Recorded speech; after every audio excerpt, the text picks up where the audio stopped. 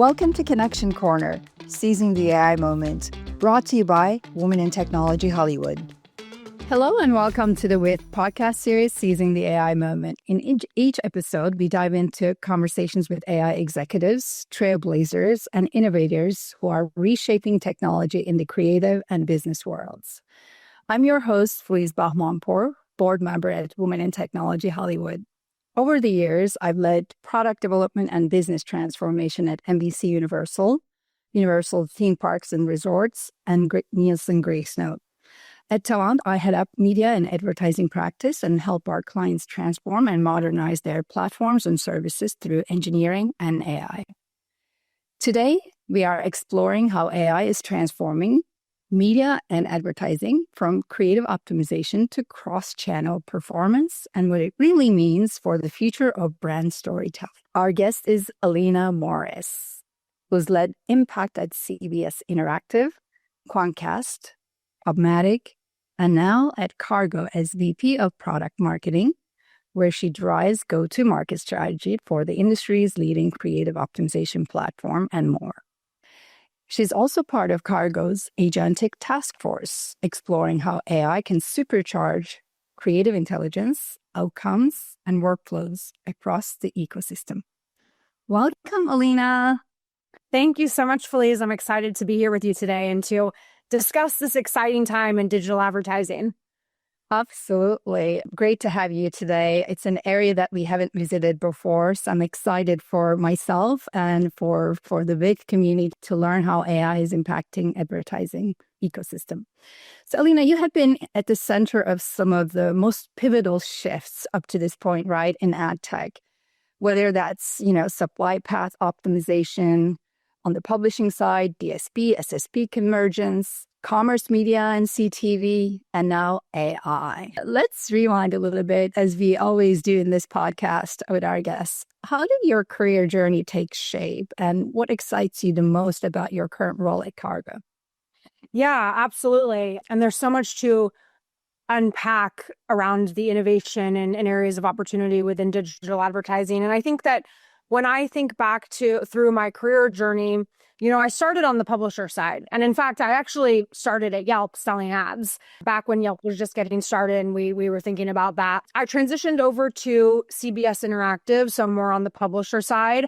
And that's really where I got a deeper dive into media and creating content and how advertising fuels quality journalism and what do advertisers care about when they're connecting with inventory and when they're coming online and, when they're moving and starting to think about budget shifting to programmatic. And so my time at CBS Interactive was really pivotal for me because it was such a deep dive into digital advertising, publishers and advertisers dynamic. It was also where I got my start in product marketing and how we think about building products and how we think about the challenges that our customers and folks across the ecosystem are having. So I learned a lot there. And in fact, I thought that I was going to be at CBS Interactive for my whole career, which is kind of funny to look back on. But actually at that time, I was there 2013 to 2018. And near the end, we were just starting to get into programmatic. And that's really the automation of online advertising. And it's very technical. It was very different from what I had been doing at CBS previously.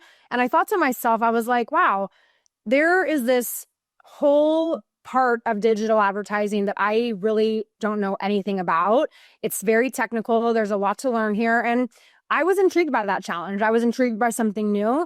And so I made the leap, as you mentioned, over to the ad tech side to Quantcast, which is a demand side platform primarily built for advertisers. And advertisers, for those of you who are not familiar, come into a demand side platform, commonly referred to as a DSP, to buy ads. You put in your budget, you buy ads, you choose the audience you're trying to reach. It's a very simple way of doing that. I spent a couple years there. I wanted to get back over to the publisher side of the business. And so I moved over to PubMatic, which is historically a supply side platform. So they're more about monetizing publisher inventory. But it's ironic because the projects that I was involved in at PubMatic, the products that we were developing, the customers that we were working with, it was all advertiser clients again. So that was cool because like PubMatic was going through this really interesting time where we were really transforming the business. Like we were migrating from just working with publishers to working with advertisers, working with commerce media partners. We were really building, like we were doing a lot of innovation. Like we weren't necessarily sure like where it was going. We were just talking to a lot of customers and trying to solve problems. And when I think about now that I'm at Kargo and sort of the common thread on or within my career, especially over the last like 5 to 7 years, it's really been around being in places where there's a lot of innovation, there's a lot of growth, and there's also a lot of unknowns and things to figure out. That's certainly what we went through at PubMatic. We expanded that entire business, which was really exciting and also very challenging and also very rewarding. And that's one of the reasons why I'm at Kargo today. So Kargo, I actually worked with Kargo back in the day when I was at CBS. We built high impact ads. When I started at Kargo 4 months ago, and I saw like more closely with the product and engineer teams, what we were doing, I was blown away by kind of the technical prowess and the innovation and sort of the ideas that the company has.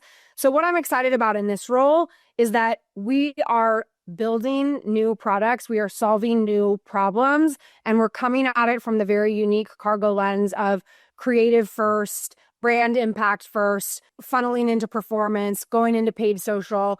So yeah, I mean, I think for me, what gives me passion, what brings me a lot of energy, what makes me excited to go into the office every day is really building something new, building the future. And that's exactly what we're doing with AI too, across Kargo, but also across the industry.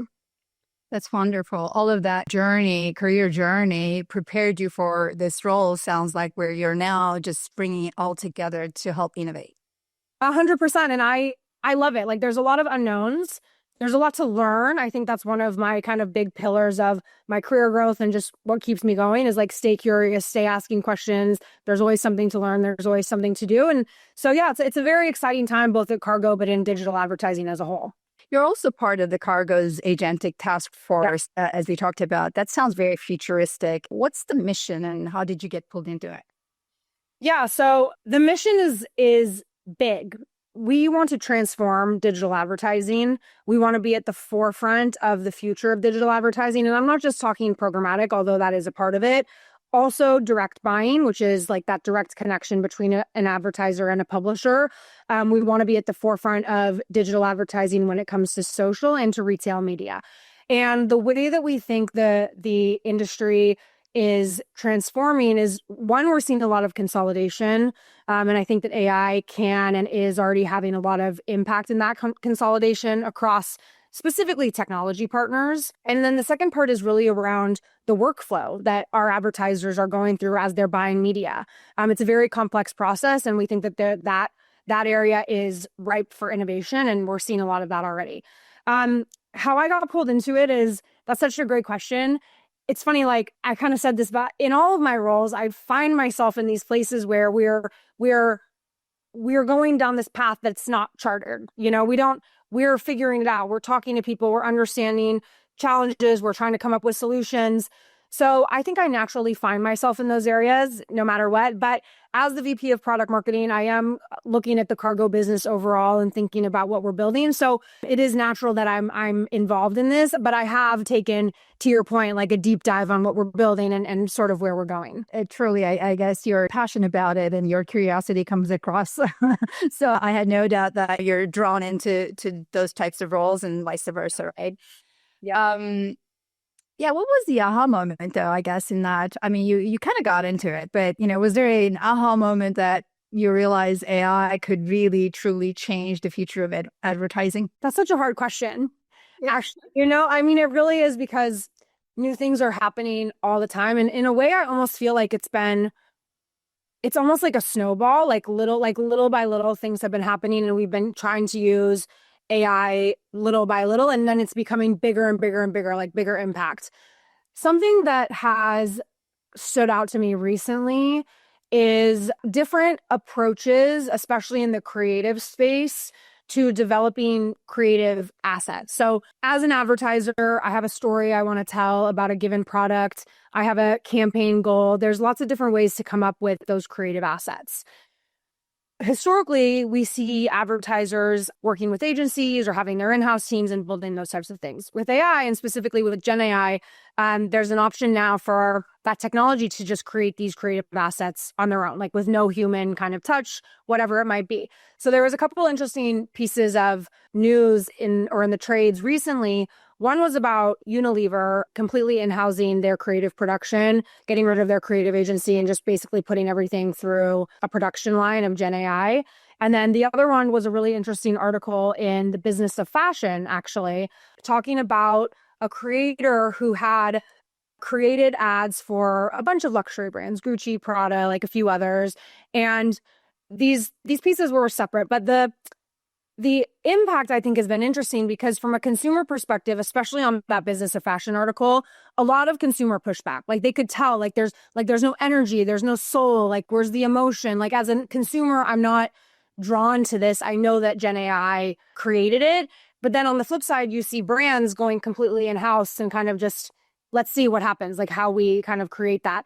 I think that is a balance that's going to be needed to be figured out. And that's what I mean. It's like, it's snowballing. Like we're going to extremes, it feels like, with potentially all of this in-housing without necessarily fully understanding or, I don't know what the right approach is, but seeing what the consumer reaction is going to be, which is so important because at the end of the day, it's about how we engage with consumers to sell products. Yeah, I think I recall seeing what you're referring. It was basically a luxury brand with mermaids, sort of all of the women wearing really high upscale brands and mermaid tails. And it's gotten, I guess, we're still, I think, in some ways experiential phase, but at the same time, we're seeing now progress in terms of making them a little bit more relatable, right? Yeah. Or quality. And perhaps, innovation is happening in the areas of making that democratized and accessible, that kind of, quality. Yes. Or wider audience of advertisers and brands. Yeah, that's a really good point, Filiz. Like, I do think that it's expensive to create quality creatives. And so the promise of Gen AI, to your point, exactly, is like democratization of creative creation for any size brand, whether it's a tiny brand with a tiny budget or a big brand who wants to do things a different way. So I think that's really interesting. That was sort of that was the promise of programmatic in a lot of ways for smaller advertisers of like, you can do more with smaller budgets. So I like that idea. I think we're just going to see how it plays out and also how consumers react to it. Yeah, absolutely. Even I really appreciated, this is now a couple years ago, I guess, brands like Coca-Cola, big brands, right? That just their brand is tied to very much emotions and had basically first AI implementations, and they were experiential themselves with their Christmas commercial, first AI commercial, I remember. So great. If you were to go back and give younger self or young generations one piece of advice about navigating this big industry shifts like AI and advertising, what would that be? What a loaded question, Filiz. No, it's a really good one. I think there's two things that I think have really helped me in my career and that I also wish I had done more of in retrospect, but I'm trying to adopt them more and more as I continue throughout. The first one is stay curious, stay learning, ask questions. I think especially for women in STEM, and my experience has been majority in tech, like don't be afraid to ask questions in the rooms that you're in and the meetings that you're in. I find that somebody else is usually thinking the same thing, or somebody will say to you after like, oh, thank goodness you asked that. Like I was wondering the same thing. So stay curious, always be learning, ask questions. Then the second big one is relationships and friendships are so important. And I mean, we're a great example. Like we met on a panel last year and we've stayed in touch and we talk about industry and we talk about life and like, that's beautiful. And I think that has been like one of the most rewarding and impactful parts of my career journey is having friendships and having connections and real connections like across the industry. And that's something that I didn't learn until like the value of or the importance of or like the impact of it until a little bit later in my career. And yeah, I think that those are the two things. I so appreciated getting connected and continuing on that relationship, as you pointed out. So important in industry because these are big problems. Yeah. we're trying to solve, and it requires everybody's input from as we talked about, even in your career journey, right? Supply side, demand side, in between. And it's not just, it takes a village, as they say, it takes an industry. Totally. And you know what I would add to that is that it's also really good to connect with people outside of your kind of realm of work. So for instance, I've been in product marketing and generally in the marketing space for my whole career. I have a lot of overlap with sales and product, but I find that like I love to get ideas from other parts of the business. Like maybe it's legal, maybe it's finance. When I was at CBS, maybe it was the editorial team. I think that diversity of thought, diversity of ideas, it's huge. And I think especially when you're talking about AI, I mean, one of the things that you and I have talked about before is like bias in AI and how do we develop to reduce that and all the complexities around that. But I think that that's true to real life, human to human ideation as well. For sure. That gives me a question to ask. Do you guys have any sort of, efforts around that at Kargo today? It's such a great point. Yeah, it's a great question. There are guardrails that the engineering team is looking at in terms of how do we make sure that the data that we're ingesting and what we're doing with it is not creating bias. It's definitely, or any types of discrimination or anything like that. It's definitely a huge, important topic as you're looking at developing and building with AI. Yeah. Even with all the progress, ad ops and campaign workflows are still sort of full of manual tasks, right? I mean, there are certainly pockets across the supply chain. From your perspective, what are the most time-consuming areas today that AI should be helping with? And where do you think it will make the biggest dent first?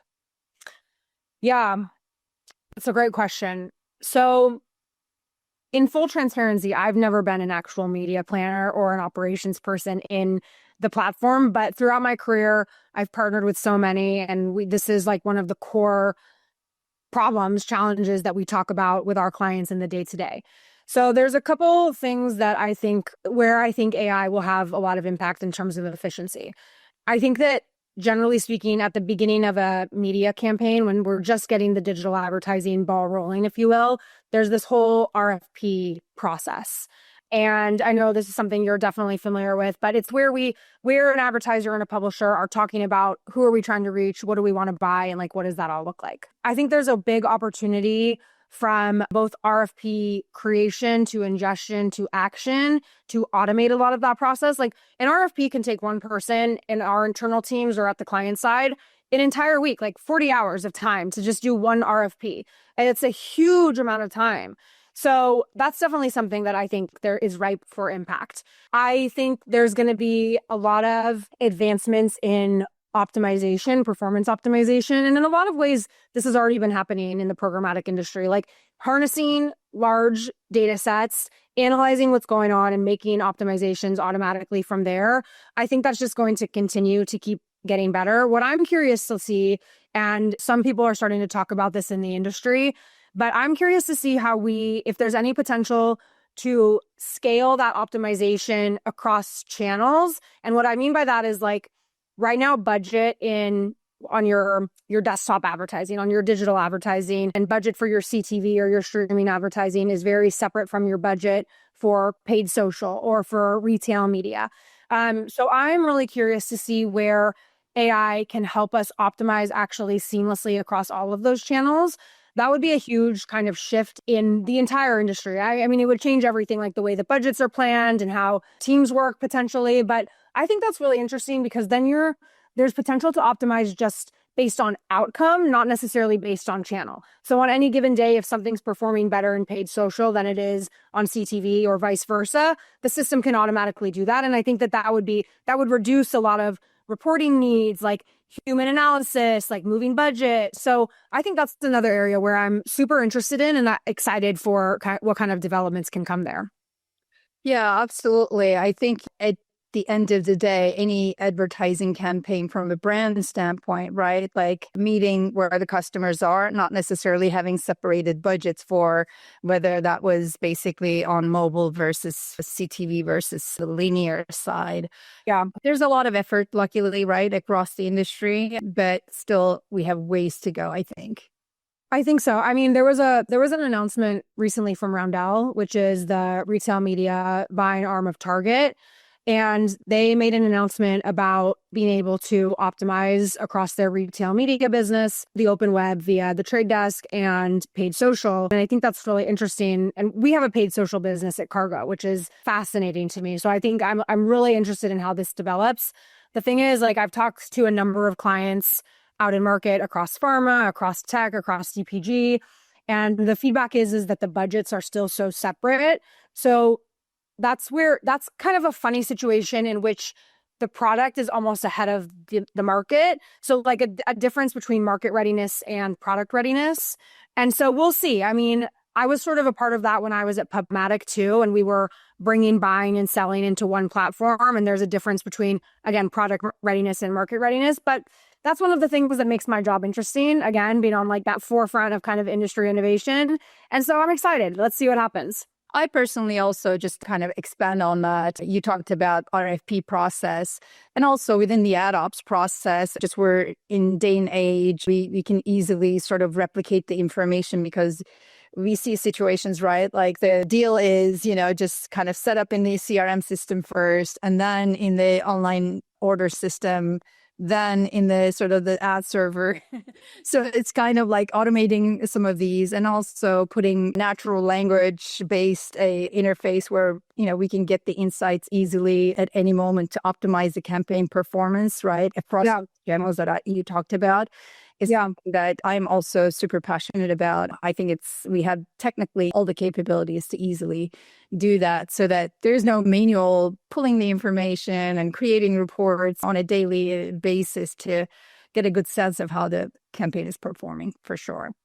Yeah. And actually, I just want to expand on your expansion because you made a point that stood out to me. I think so. Traditional media buying today is very much like step by step. You go in, you enter all your information, your budget, your audience, all of this kind of stuff. You set up line by line to your point. Something we're exploring that I think is super interesting is what we're calling conversational media buying. So you brought up natural language. Conversational media buying is more like, let me have a conversation with my interface in the same way you would use ChatGPT, just like going back and forth. Like, let me have a conversation in natural language in the real world way that I would talk about it and tell the system my goals, like what is my overall creative strategy? Who am I trying to reach? Like, what's the fight? And it will just set up everything based on the conversation that me and this computer are having about this media campaign. So I think that's kind of interesting because that could reduce a lot of friction of onboarding. Like if you have a newer media planner or an ad ops person or something who maybe is not, learning different interfaces is hard. It takes a lot of time. So it would reduce that kind of initial upfront time spent learning. So I think that's a really interesting way and a pretty big departure from how we've treated media buying historically in the ad tech industry. I see a pilot between you and I. Let's do it. Do it.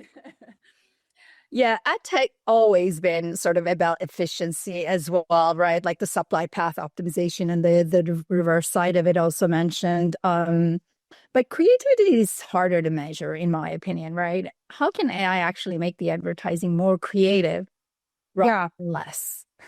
Yeah. Well, we go back to what we were saying about Unilever and these, the fashion ads and all this kind of stuff. And there was an article September 10th today when we're recording this. It was an article this week, I think it was on Monday or maybe the end of last week, about a campaign that the NFL just launched for the start of the NFL season. And basically the premise of this article was that the ad is outrageous. It's like anything that you could imagine. And the premise of this article is that you can be like your most inventive self via your creative with the use of Gen AI. The reality is it was still an agency that was like ideating, what do we put into the system? But it was like people riding dolphins, and you have to check it out if you haven't already. But I think that Gen AI unlocks whatever type of creativity or enhances whatever type of creativity somebody wants to put into it, or maybe it enhances ideas. In fact, we were talking to a tech partner of ours just this week for lunch that's their team is using it more for ideation, less for creation. And they still find that their designers do a better and faster job at creating the image like in the exact way that they want it. But they use it for brainstorming and for kind of thinking outside the box, which I think is another really interesting way to think about it. It sounds like an assistant in a way, sorry to cut you off there, but it's like previous for a feature film as well, right? Like, everybody's using some shape or form to experiment faster, so that the ideas can be really the ones that they want to take forward. Yeah, absolutely. Absolutely. And I do have to say, like, Gen AI is not always perfect at creating what it doesn't necessarily, it's not perfect. It's not there yet of like, I want this, and then it builds that exact thing. And I'll just tell you, this is maybe a user error on my part, but do you remember that trend when everybody was creating themselves as action figures?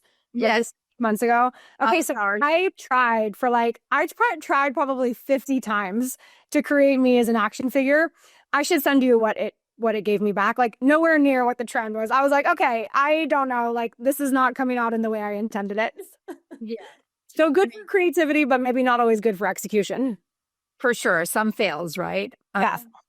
Definitely. There's a lot of noise. I mean, as we are just talking about, right? Like, some are good, some are not good. Yeah. A lot of noise in terms of just what AI marketing claims as well. What separates real transformation from hype in ad tech? Yeah. For me, it's about seeing the actual demo, seeing the product, seeing the results. So when I'm working closely with my products team and they're building and we're talking about the future and we want to take things out to clients and we want to roll things out and all that kind of good stuff, I want to see what we're talking about.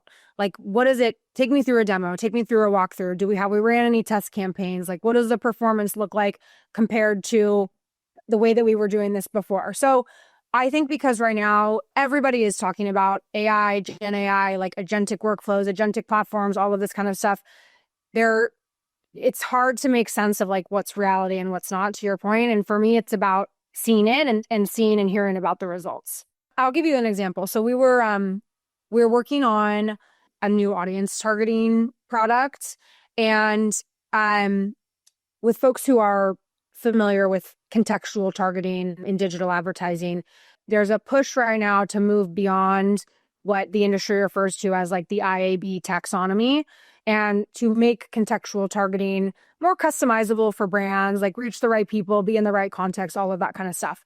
So we're developing a new contextual product that leverages AI to move beyond that taxonomy. Like, we can scan all of our pages that we see. We know what it's talking about. We can understand the images. We can understand what ads have maybe ran there previously. And then we can create all sorts of like custom contextual segments for our advertisers. That's just more nuanced and more specific for what they're looking for. So when we were building this with our product managers, one of the big things that we were looking at was, one, like, what's the identification of different URLs? So really getting into the weeds of like, what are we actually identifying? And then two, in live campaigns, where does this new methodology stack up in things like CTR, viewability? Like, are we identifying still brand safe inventory? Like, where does that come into play? And that analysis took like a few months to make sure that, okay, like, there's something here we need to tweak. So let's like adjust the models and try it again. And now we're getting to the stage where we can take it out to our clients because we have that data and all of that analysis that we've looked at and we've enhanced. And to me, in working with our product and our engineering teams, that's a signal of a product that is rooted in AI, but is ready for market. That is such a great example. Take AI applied contextual targeting in this case, right? But really looking at some of the KPIs and metrics to measure success. Thanks for sharing that. Absolutely. With so much automation, what role do humans still play in that picture that you painted?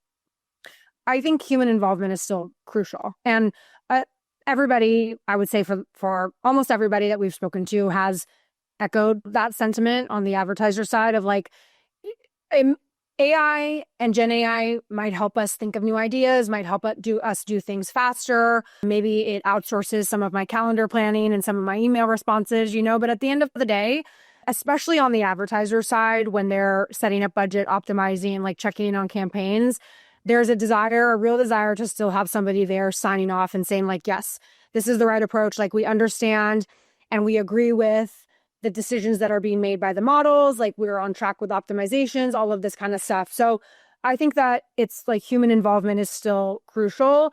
And I go back also to what many others talk about is like the output is only as good as the human input. So you still need somebody there who really understands like what is the brand strategy, what are we trying to achieve, how do we want to get there, what's the right message, all of that kind of stuff. So long story short, I think that the human involvement is still like absolutely necessary. We're coming to a very yes or no question there, okay? It's a fun section, and I'll get into bold predictions. So this is really sort of purposefully so. It's a little bit on the edge. Okay. No stress. Will AI predict which ad creative goes viral before even it happens? So I think yes. And actually, we are working on something right now at Kargo because our background is all in creative. So we know really like over the last 20 years what works and doesn't work in creative. We're actually working on a tool that will do creative scoring using AI. And it basically looks at all of the creatives that we've literally ever ran. We can narrow it down to a time frame. And it can tell you, like if I'm Coca-Cola, going back to an example we used earlier in this podcast, if I'm Coca-Cola and I want to run this new creative out in a campaign, I can upload it to creative scoring, and creative scoring will tell me, based on all of the performance trends that we've seen over all of these creatives, if this Coca-Cola ad is going to be effective, viral, or if it's just going to be like something that people don't like at all. So I totally think that given all the data that we have, I think that it will be able to predict some level of that. However, some part of virality you can't predict. Like it just is like a cultural moment, like maybe something happens that day. So that will always be left to us humans to react to. I love it. That was a yes or no question, Alena, but I know, but I don't know. That's what I had to say. I love it. Will the lines between DSPs and SSPs fully blur in an AI-driven world? Yes. Just one answer. Just yes. Smart. Will every major brand have an AI creative assistant in the next 2 years? No. Hot takes. You can now extend a little bit. Okay, well, I think on that one, I think some brands are not, some brands are not, I think there's maybe some testing, but I think it's like people are figuring out what to do with it, where to apply it, where to really fully adopt it. Maybe there's some early testing, maybe there's a version to it. So I don't think every major brand will, no. It's also like skill set and then being able to, right? Just accessibility to it. Yeah. So in terms of bold predictions, this is the one that, blue sky, no limitations. So you can go wild. AI in advertising, a creativity supercharger or just a cost-cutting tool today? Can it be both? I think it's can be. I think it's both. I think it supercharges, like we were talking about, creativity, and it can help unlock, I think, a lot of ideas that we don't even know that we had. I don't know if you ever feel like this, Filiz, but like in my day-to-day, like I'm running from meeting to meeting, I'm answering emails, I'm on my phone, I'm looking at LinkedIn, whatever, all this kind of stuff. That like drains your ability to be creative. So I think AI can help us all with that. But I also think that it's going to save us on efficiency. So it's definitely both. And I think one fuels the other way, in my opinion, right? It's really unleashes the human creativity and empowers it. Completely. Personalized, especially hyper-personalized ads, empowering for consumers or just a little creepy? That's a tough one. I think it can come across as creepy. It's like, too much about me. Like, I think it's creepy when I'm talking about something and then I get an ad about it like 5 minutes later, and I work in advertising. And so I should be accepting of those things. But even I think that's like a little creepy. Yeah, makes sense. I know what you're talking about. Even I get the sense sometimes, not even just searching anymore, right? Just, I talked about this. I thought about this. I thought about it, right? It's like, how did I read my thoughts? Absolutely. Agentic AI in media. I'm not sure if this is too technical. We can skip if you like, but when will it become mainstream? A year, 3 years, 5 years? I mean, when we talk about agentic AI, we're talking about, right, automation of certain tasks that normally human would do. But, Yeah, I mean, mainstream, so mass used people know how to use it, adopt it in every tool. I think probably more 3 to 5 years, but there's like a lot of innovation and testing 100% in the next year and beyond. But I think widely adopted, mass use, 3 to 5 years. Yeah, I would agree with that because I think where we are in media and advertising in general. I mean, I'm just going to generalize. Of course, everybody's in different, stages in that journey. Yeah. But the last 2 years was a lot of experimentation. Now everybody's building their platform and approaching a little bit more enterprise grade, at least building their teams, approaching it that way, and certainly started experimenting with agentic at this point. I think we'll see more of those experimentation leads to maybe from 10 ideas, one to go forward, and probably some of the certainly big players are thinking of, 20 to 50 agent development in the next 12 months or so. Yeah, I think it's right on. Yeah. Which ad ops tasks should AI help first, do you think? Trafficking, reporting, or reconciliation? Gosh, all of them, I think. Those are all very kind of, I hate to use the word tedious, but they're very detail oriented, line by line, like reading all the numbers. And that's where I think AI can help us in our day to day is understanding data, like setting up all of these lines of advertising, setting up a campaign, interpreting an RFP. So I think all of those areas. Yeah, especially like manually sort of constantly pacing. To me, it seems a great task for AI to help humans and make our lives a little bit easy.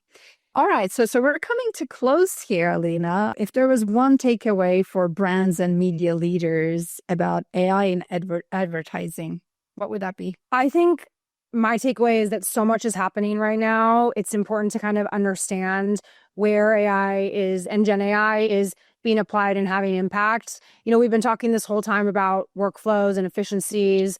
We've been talking a lot about creative optimization and performance is huge. So I think just being on top of what's going on and what the developments are and what's working and who's developing that is super important. And it goes back to our stay learning, stay curious discussion at the beginning.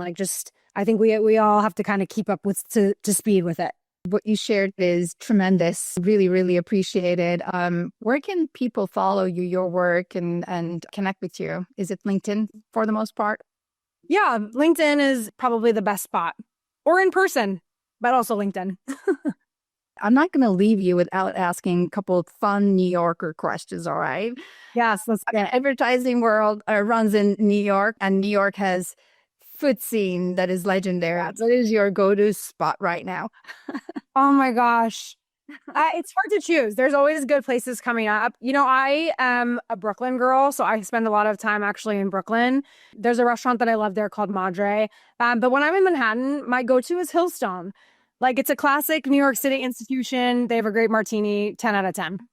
All right. So last question, fashion and tech are both passions of ours, right? Absolutely. One crossover trend that you're excited about and you're experimenting with? Well, we talked about creative development and we there was that article in Business of Fashion around asset creation for fashion brands. So that's really interesting. There's something that I read also on Business of Fashion. That's a great kind of trade to follow and read if anybody else shares our passion. But there was a piece on that recently about how some designers this article was about Norma Kamali specifically, and how they're downloading their likeness, their thought process behind fashion and design and creativity into AI so that when they're no longer with the brand or, whatever it might be, the brand can still be influenced by their thinking and their creative approach. And I think that is super crazy to think about, that lasting impact that somebody could have on a brand, and just a different way to think about how AI will impact business in general. Thank you so much for being a guest in the Seizing the AI Moment podcast as part of Women in Technology Hollywood, Alena. Really appreciate it. Absolutely. Thanks for having me. This was so fun. So fun. And that's a wrap for today's episode of Seizing the AI Moment, AI in Media and Advertising with Alena Morris, powered by Women in Technology Hollywood. We hope you're leaving with new insights to inspire your next AI move here. If you enjoyed this episode on podcast platforms or YouTube, be sure to subscribe, leave us a 5-star review, and share it with someone who needs to hear it. See you in the next episode. Bye now. Thank you, Alena. Thank you. Bye. Thanks for watching Connection Corner, Seizing the AI Moment, brought to you by Women in Technology Hollywood.